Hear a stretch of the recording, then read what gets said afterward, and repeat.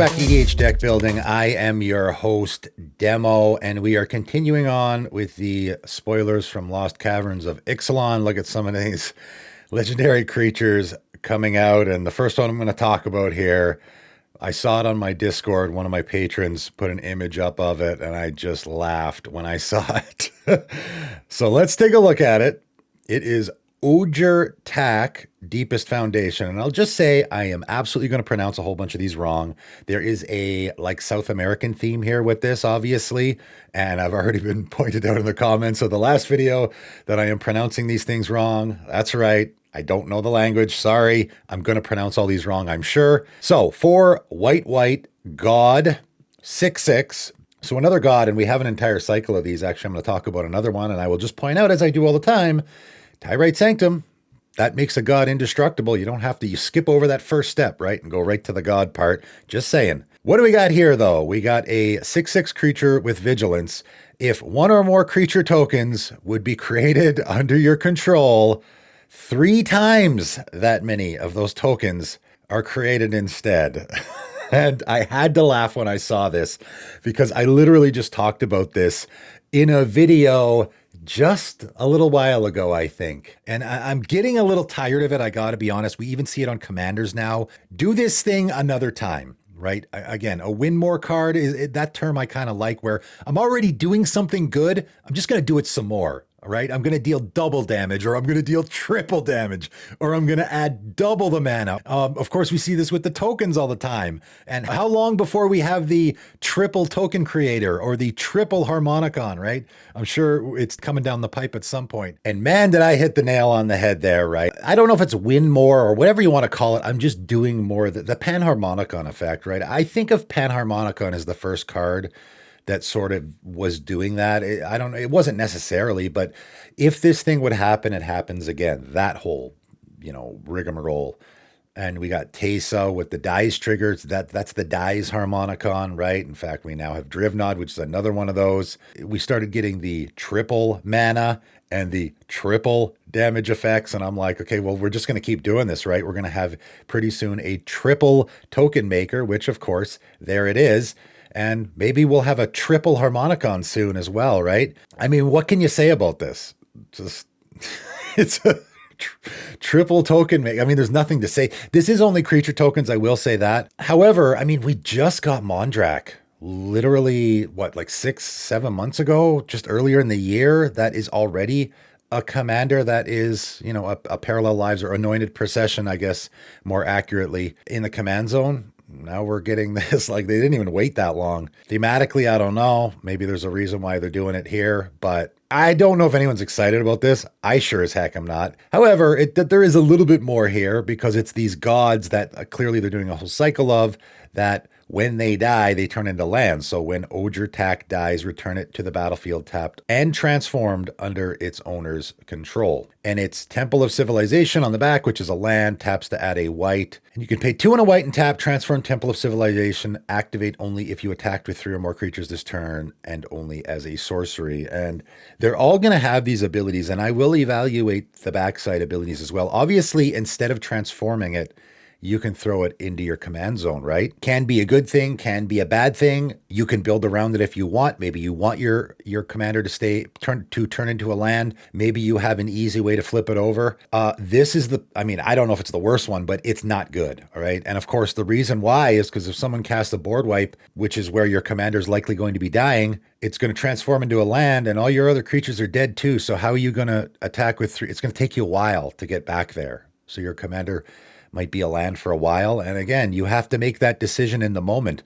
Yeah, I can send it back to the command zone, or I can turn it into a land, and it can get stuck there for the entirety of the game if I can't flip it over. So in that moment, you have to decide, looking at the cards in your hand or what's on the board, with all of these, you're going to have to decide, do I want to transform it into a land? Because I might not be able to ever get it back again. I will say, though, again, with all these commanders, any bounce land, although there's not many, they're all monocolored, and most of the bounce lands are dual colored. There is the Guildless Commons, is it called, right?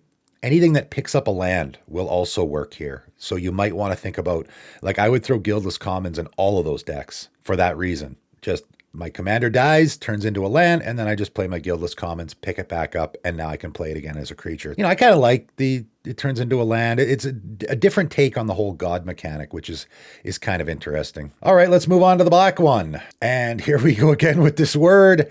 Akelzots. I think I got it right that time. Deepest Betrayal, 3 black, Bat God. Definitely the first bat legendary creature. Yeah, I think so. Absolutely. So, of course, the possibility for bat tribal is there. So I'm sure there might be some people getting excited by that. I'll just throw out Skeletal Vampire, right? There's a guy that makes bat token that deals with the bat tribal thing. We also have Desecrated Tomb, which does the bat tokens, and we also have Voldaren something or other that makes the blood tokens and turns them into bats. So those, we do have the possibility here. There is some support.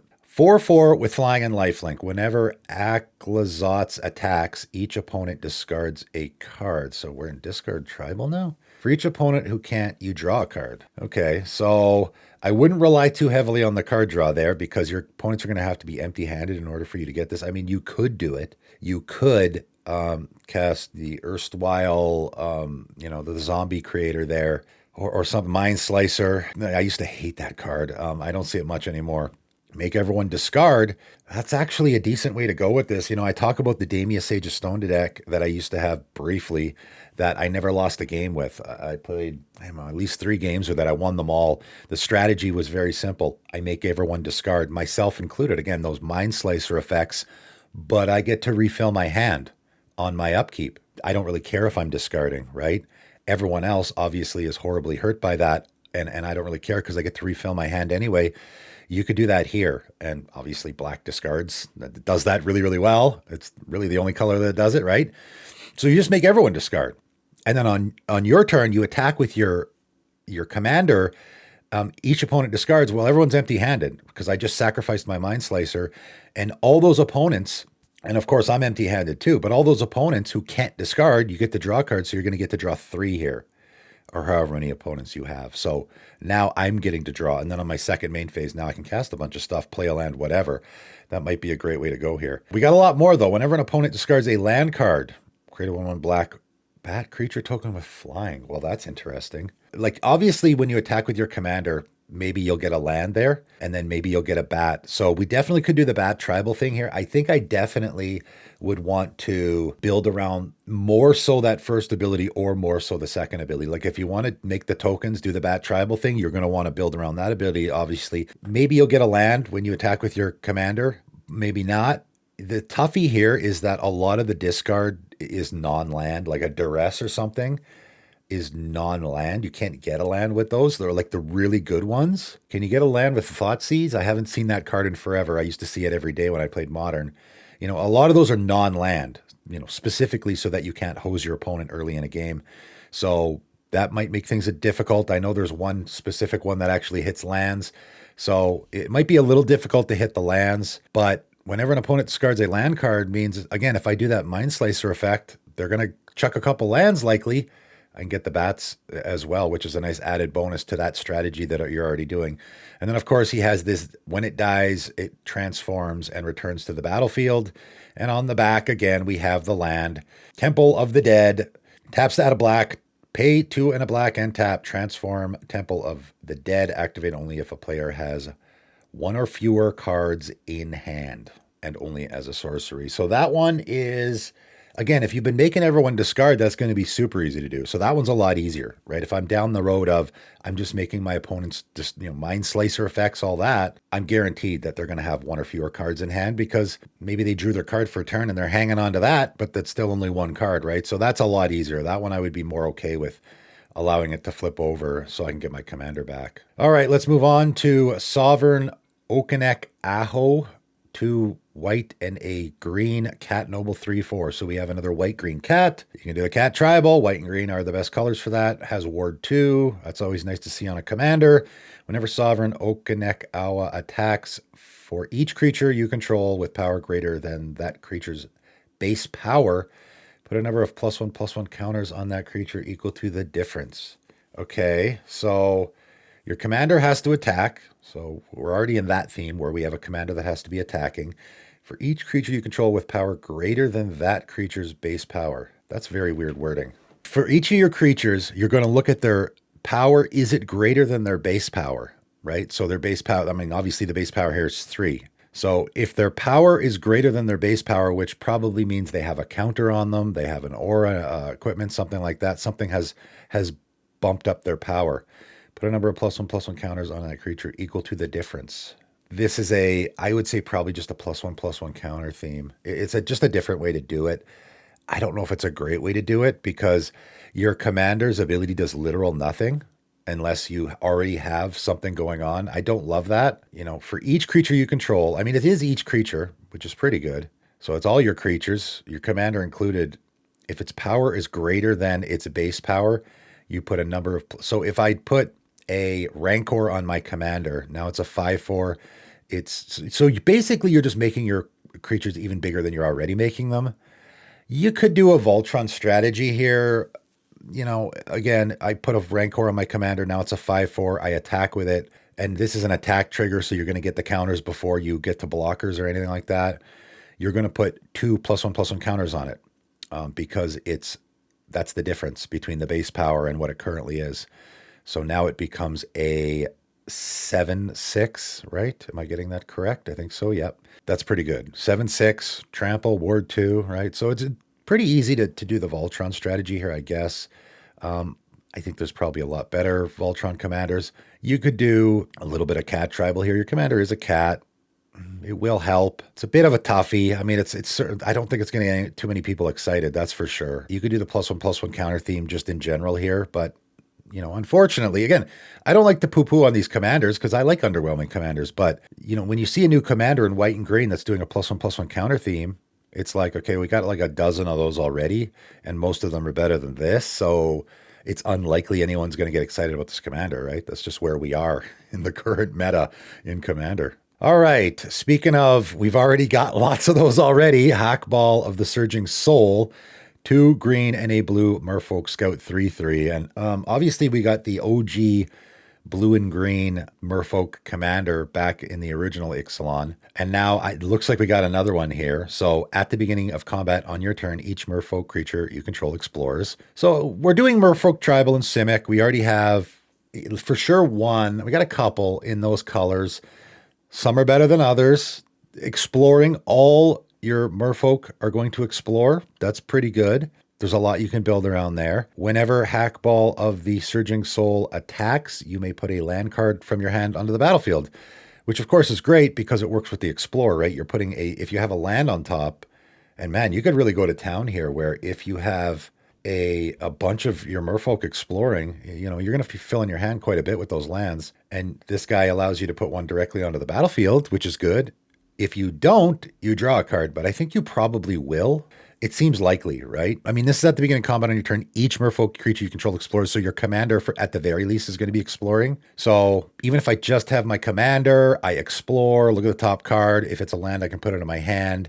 Then when my commander attacks, again, we're in the situation where your commander has to attack in order to get that trigger, which you likely want every turn. Your commander's only a vanilla 3/3, so we're going to have to build around that as well.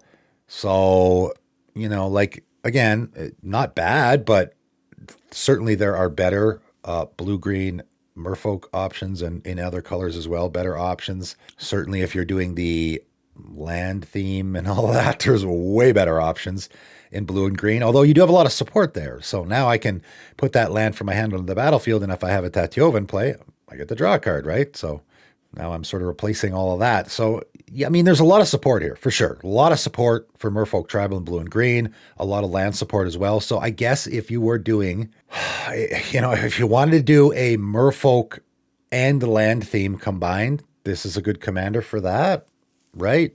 I mean, you're exploring, so you can put stuff in your graveyard. You could do a little bit there, although Simic isn't great for that. Again, probably another commander that, I mean, this is just where we are, right? It's tough for me, I don't get excited about commanders like this anyway. Some people, I don't think a lot of people are going to be excited about this because we've already got a lot of commanders doing all these different things that are going on here. But also, for me, I don't get excited about it because it's like, okay, Merfolk Tribal in blue and green. I mean, for me, I would almost rather see this as a green and white maybe, or like off color would even get me more. It doesn't really make sense, green and white, but blue and white even, like it's tough. It's tough to fill any voids that we already don't have at least one, if not many options already, right? So that's just where we are. All right, I'm going to end off today with Pengas Sun Favored, 2 red, white, and a green dinosaur 4/4. And of course, I imagine we're going to get a few dinosaur commanders in this set. Whenever Pengas Sun Favored or another dinosaur enters the battlefield under your control, you may discover X, where X is the creature's toughness. Do this only once each turn. Okay. Exile cards from the top of your library until you exile a non-land card with mana value of that number or less. Cast it without paying its mana cost, or put it into your hand, and the rest on the bottom of your library in random order. And I kind of like this ability, to be honest. I mean, it's not really doing anything unique that we've ever seen before, but the reason I like it, it's kind of like Impulse Draw a little bit. And what I say about Impulse Draw all the time that I don't love is I exile that Blasphemous Act off the top of my library, and I don't want to cast a board wipe right now. So it's just gone. The best board wipe in my deck is just gone, and I don't get to cast it, right? Here we're getting around that. Now I can exile the Blasphemous Act. You're not going to be able to cast it anyway, right? So you exile cards from the top of your library until you exile an online card with that mana value. I doubt you're going to get, that mana value, but I'm just using an example. I exile that board wipe. Maybe it's a Wrath of God, right? I exile the Wrath of God. I don't want to cast it right now because I have lots of creatures in play. So I can just put it in my hand, cast it at a later time, right? So that's why I like this ability over other options, and obviously you can cast it without paying its mana cost is pretty good. So it's just good value. So if we apply that ability here, another dinosaur comes down, and of course they typically have same power and toughness, but I'm sure you can find a few with big butts because that's what you want here. A little bit of big butt tribal, I guess. You come down, a creature has a toughness of 7. You're going to discover 7. So you're going to exile the cards from the top of your library until you exile a non-land card with mana value 7 or less, so very similar to Cascade, and then you're going to cast it without paying its mana cost or put it into your hand. So we're essentially combining Cascade and Impulse Draw here, right? Again, it's not super original, but in a way it's kind of better than both of them because, again, I'm not the huge fan of Cascade. Again, the randomness, maybe I'll Cascade into the Wrath of God that I don't want to cast, all that kind of stuff, right? So here we're getting around the kind of the downsides of Impulse Draw and Cascade where I can just put it in my hand. It's just good card advantage, right? You could think of it this way. Every time I cast a dinosaur or have it enter the battlefield, so blinking will work here as well. Every time I have a dinosaur enter the battlefield, I get to draw a card, right? Worst case scenario. You could vary, because do this only once each turn is going to turn people off, as it usually does. But of course, you can do it on your opponent's turn. Any flash dinosaurs, not sure how many there are, would work here, but also blinking would work here, right? You can just do a blink theme here, and you could even just have a handful of dinosaurs with big butts in this deck and just blink them on your opponent's turns, right? Just put lots of, there's a gazillion spell. White has obviously the best options there for doing this. You could have just a whole bunch of white blink spells, ephemerate and stuff like that. I mean, you mostly want to do it on your opponent's turn, so that you'll have to keep in mind as well. And you just have them exile, come back immediately, or maybe on the end. There's also lots of advantages there as well, right? There's lots of advantages to I blink my creature, comes back on the end step, avoids board wipes, all that kind of stuff. So you're already getting lots of advantage out of doing that. Avoids removal, all that stuff. I was going to ephemerate my creature to get the discover effect, but someone's about to remove my commander, so I use it on my commander instead to avoid the removal, right? There's already lots of advantages there. So that might be the best way to go here because you'll be getting the triggers. All I need is just one dinosaur in play with a big butt, and I just keep blinking that same dinosaur over and over and over again, getting massive card advantage, right? So pretty neat. I kind of like it. I mean, dinosaur tribal, okay. Obviously, there's better options there, but this is a really neat way to go with it. I like it a lot. All right, that is it. That is all. 5 more commanders coming out in the new Lost Caverns of Ixalan set. What do you guys think of these new commanders? Let me know in the comments below. That is it for today, and thanks for tuning in.